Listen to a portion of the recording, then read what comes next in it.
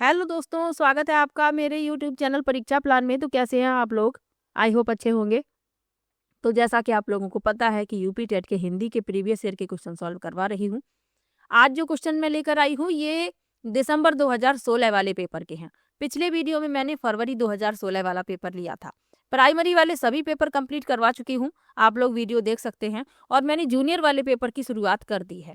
और जूनियर वाले पेपर के 2011 के, 2013 के, 2014 के और 2016 के फरवरी वाले पेपर तक मैं कंप्लीट करवा चुकी हूँ। ये जो पेपर है ये दिसंबर 2016 वाला है।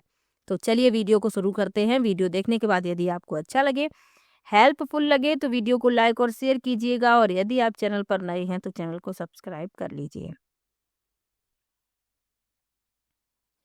सीडीपी के भी क्वेश्चन सॉल्व करवा रही हूँ। ईवीएस के पहले ही करवा चुकी हूँ। पेपर फर्स्ट में आपका जो ईवीएस आता है उसके मैं पहले ही करवा चुकी हूँ। सीडीपी के करवा रही हूँ। सीडीपी के प्राइमरी वाले पेपर कंप्लीट होने वाले हैं। जैसे ही प्राइमरी वाले पेपर कंप्लीट हो जाएंगे फिर मैं जूनियर वाले पेपर की शुरुआत कर दूंगी।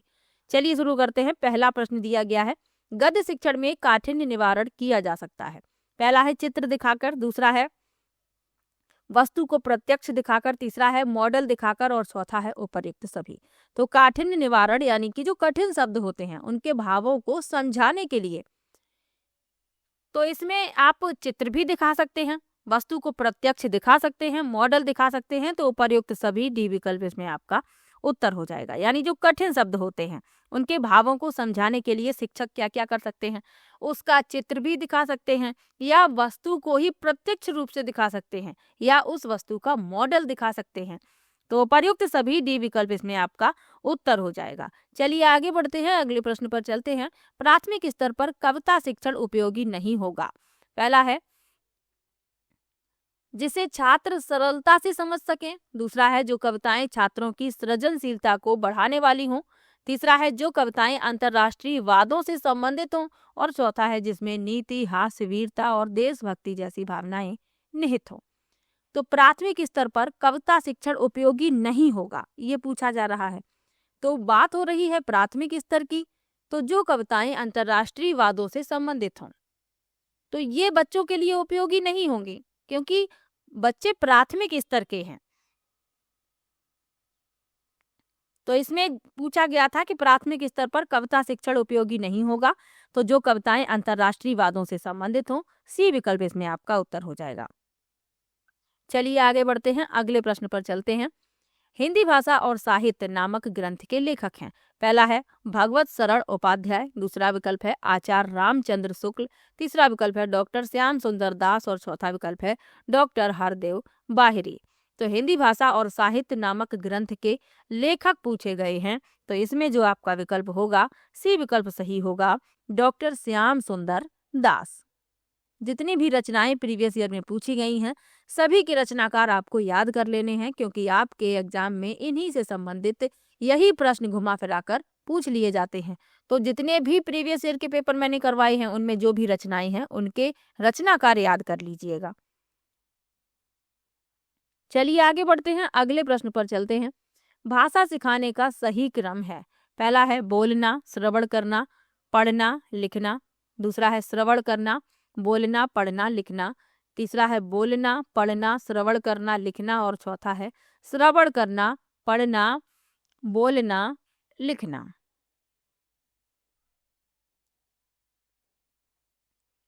तो जो सही क्रम होता है, एक शॉर्ट ट्रिक याद रखिएगा, सुबोपली, सुबोपली, ये सुबोपली इसका फुल फॉर्म क्या हो गया? सुनना, बो से बोलना, पा से पढ़ना और ली से लिखना। तो इसको शॉर्ट में एक साथ याद कर लीजिए, सुबोपली। तो आपको क्रम याद हो जाएगा। तो सु का मतलब है श्रवण करना यानी कि सुनना, उसके बाद बोलना, फिर पढ़ना, फिर लिखना। तो बी विकल्प इसमें आपका उत्तर हो जाएगा। ये आपको याद रखना है, सुबोपली। बस इसी से आपको क्रम याद हो जाएगा। चलिए आगे बढ़ते हैं। लेखन से संबंधित नहीं है। पहला है बैठने का उचित ढंग, दूसरा है शुद्ध उच्चारण, तीसरा है लेखनी पकड़ने का ढंग और चौथा है आंखों से कागज की दूरी। तो लेखन से जो संबंधित नहीं है वह पूछा जा रहा है। तो लेखन से संबंधित नहीं है शुद्ध उच्चारण, क्योंकि ये तो पढ़ने से संबंधित है। जब हम पढ़ते हैं तब शुद्ध उच्चारण करते हैं।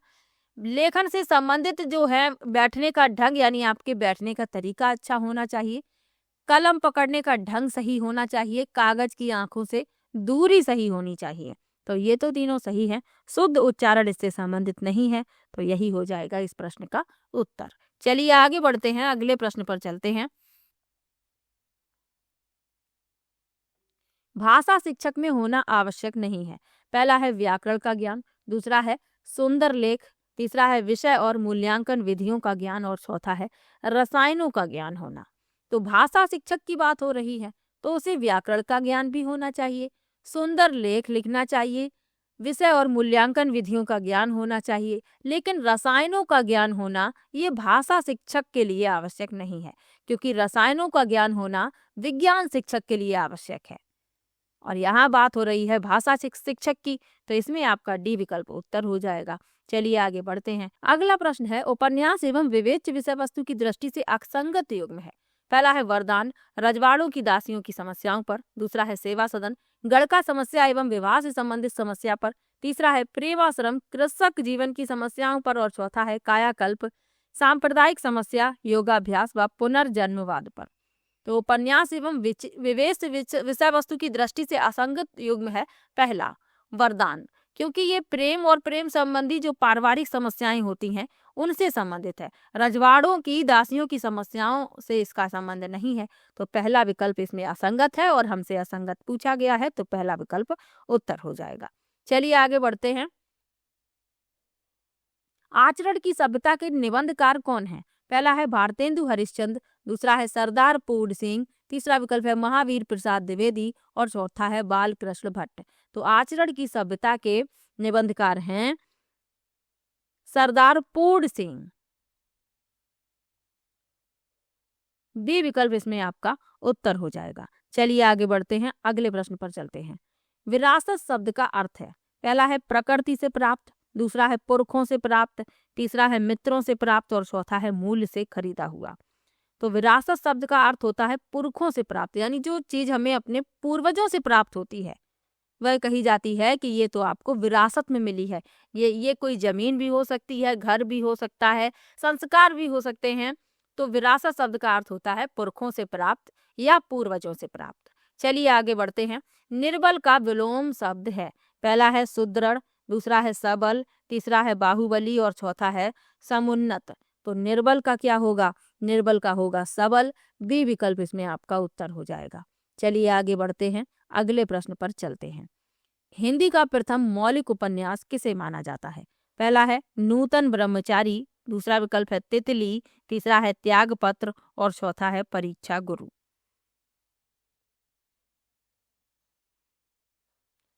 तो हिंदी का प्रथम मौलिक उपन्यास परीक्षा गुरु को माना जाता है। डी विकल्प इसमें सही हो जाएगा। और ये किसका उपन्यास है? तो ये लाला श्रीनिवास दास का उपन्यास है। तो ये भी याद रखिएगा, डी विकल्प इसमें आपका उत्तर हो जाएगा। चलिए आगे बढ़ते हैं, अगले प्रश्न पर चलते हैं। तदभव पत्रिका कहाँ से प्रकाशित होती है? पहला है बनारस, दूसरा है दिल्ली, तीसरा है लखनऊ, और चौथा है जबलपुर। तो तदभव पत्रिका लखनऊ से प्रकाशित होती है। इसके संपादक अखिलेश हैं। यह त्रिमासिक पत्रिका है, तो ये भी याद रखिए। सी विकल्प इसमें आपका उत्तर हो जाएगा।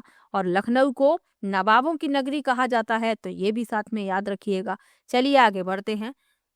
या लकुटी अरु कामरिया पर राज तिहु पुर को तजी डारो किसकी पंक्ति है? पहला है सूरदास, दूसरा है नंददास, तीसरा विकल्प है रसखान, और चौथा है मीराबाई। तो ये जो पंक्तियां लिखी हुई हैं, ये पंक्ति है रसखान की। सी विकल्प इसमें आपका उत्तर हो जाएगा। चलिए आगे बढ़ते हैं, अगले प्रश्न पर चलते हैं। तद्भव शब्द है, इसमें आपको तद्भव शब्द बताना है। पहला है अंधेरा, दूसरा है प्रकाश, तीसरा है रात्रि, और चौथा है चंद्र। तो इसमें तद्भव शब्द है अंधेरा। पहला विकल्प इसमें आपका उत्तर हो जाएगा। अब अंधेरा का तत्सम पूछ लिया जाए तो अंधकार होता है, ये भी आपको साथ में याद रखना है। चलिए आगे बढ़ते हैं। आंख एक नहीं कजरोटा 10-10 लोकोक्ति का क्या अर्थ है? पहला है व्यर्थ आडंबर, दूसरा है आंख में काजल लगाना, तीसरा है आंख की देखभाल करना और चौथा है लाइलाज बीमारी। तो आंख एक नहीं कजरोटा 10-10, इसका अर्थ हुआ व्यर्थ आडंबर।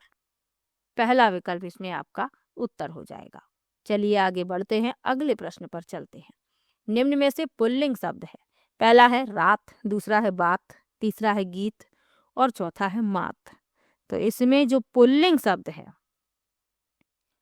वह है गीत। सी विकल्प उत्तर हो जाएगा। रात, बात, मात, ये तीनों ही स्त्रीलिंग हैं, तो ये याद रखिएगा। चलिए आगे बढ़ते हैं। राम ने सुरेश के साथ मित्रता का निर्वाह किया, इसमें भाववाचक संज्ञा है। पहला है राम, दूसरा है सुरेश, तीसरा है निर्वाह और चौथा है मित्रता। तो इसमें भाववाचक संज्ञा पूछी गई है, तो मित्रता जो है ये भाववाचक संज्ञा है। डी विकल्प इसमें आपका उत्तर हो जाएगा। चलिए आगे बढ़ते हैं, अगले प्रश्न पर चलते हैं। मेरा घर इसी शहर में है में कौन सा विशेषण है? पहला है गुणवाचक विशेषण, दूसरा है सार्वनामिक विशेषण, तीसरा है संख्यावाचक विशेषण और चौथा है परिमाण बोधक विशेषण। तो मेरा घर इसी शहर में है, इसमें है सार्वनामिक विशेषण। बी विकल्प इसमें आपका उत्तर हो जाएगा।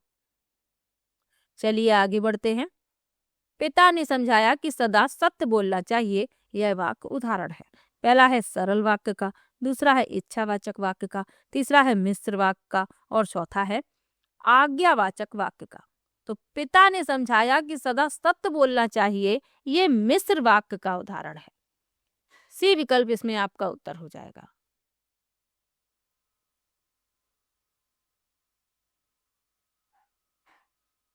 इसमें दो वाक्य पृथक है लेकिन एक आशय को स्पष्ट कर रहे हैं। चलिए आगे बढ़ते हैं। कृतज्ञ किसका संक्षिप्तीकरण है? पहला है उपकार करने वाला, दूसरा है उपकार कराने वाला, तीसरा है किए हुए उपकार को ना मानने वाला और चौथा है किए हुए उपकार को मानने वाला। तो कृतज्ञ जो है किए हुए उपकार को मानने वाला कहलाता है। डी विकल्प उत्तर होगा। अगला प्रश्न दिया गया है, शुद्ध वर्तनी वाला शब्द है, यानी हमें बताना है शुद्ध वर्तनी श्रृंगार जो है किस तरीके से लिखा जाता है, कौन सी वर्तनी शुद्ध है। तो इसमें आपका जो बी विकल्प लिखा हुआ है ये सही है, इस तरीके से श्रृंगार लिखा जाता है। चलिए आगे बढ़ते हैं, अगले प्रश्न पर चलते हैं। कटहरा शब्द का तत्सम रूप क्या है? पहला है कटहल, दूसरा है कड़वा, तीसरा है काष्ठगृह और चौथा है कंठफल। तो कटहरा शब्द का तत्सम रूप है काष्ठगृह। सी विकल्प इसमें आपका उत्तर हो जाएगा। चलिए आगे बढ़ते हैं, अगले प्रश्न पर चलते हैं। अत्याचार शब्द में उपसर्ग है। पहला है आ, दूसरा है अत, तीसरा है अति और चौथा है अत्या। तो इसमें जो है अति उपसर्ग है। सी विकल्प इसमें आपका उत्तर हो जाएगा। चलिए आगे बढ़ते हैं, अगले प्रश्न पर चलते हैं। बालदी विशाल विकराल ज्वाल जाल मानी लंकली लिबे को काल रसना पसारी है में कौन सा अलंकार है?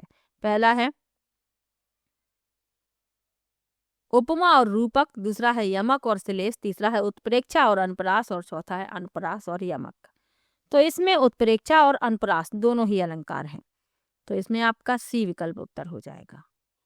चलिए आगे बढ़ते हैं। रसों को उदित और उद्दीप्त करने वाली सामग्री क्या कहलाती है? पहला है विभाव, दूसरा है अनुभाव, तीसरा है स्थायी भाव और चौथा है संचारी भाव।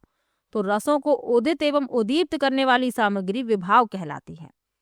इसके दो भेद होते हैं, आलंबन और उद्दीपन। तो इसमें आपका पहला विकल्प उत्तर होगा। चलिए आगे बढ़ते हैं।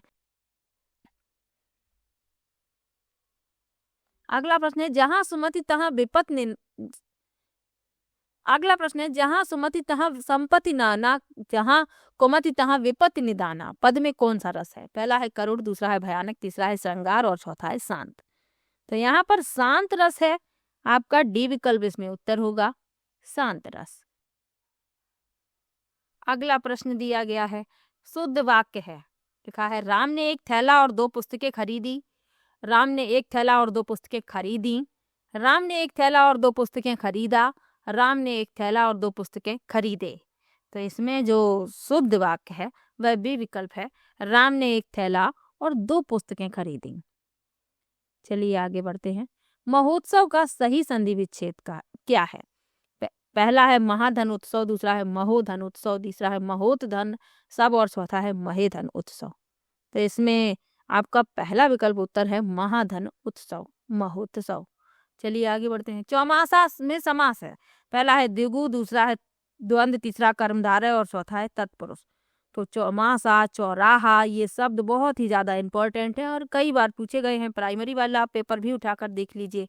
और जिसमें पहला पद संख्यावाची हो उसमें द्विगु समास होता है। पहला विकल्प उत्तर होगा। चलिए आगे बढ़ते हैं। चूहा बिल से बाहर निकला में कौन सा कारक है? पहला है संप्रदान, दूसरा अपादान, तीसरा करण और चौथा है संबंध। तो ज्यादातर आप देखेंगे अपादान कारक ही पूछा गया है। अलगाव का भाव इसमें पैदा होता है। चूहा बिल से बाहर निकल रहा है, अलग हो रहा है, अपादान कारक होगा। बी विकल्प इसमें आपका उत्तर हो जाएगा। तो ये पेपर था दिसंबर 2016 वाला। हिंदी के क्वेश्चन मैंने सॉल्व करवा दिए हैं। वीडियो आपको कैसा लगा कमेंट बॉक्स में जरूर बताइए और किसी भी प्रश्न में आपको डाउट हो आप कमेंट बॉक्स में जरूर लिखिएगा। सभी का कमेंट में पढ़ती हूँ और सभी को रिप्लाई भी देती हूँ। चलिए मिलते हैं नेक्स्ट वीडियो में, तब तक के लिए बाय बाय।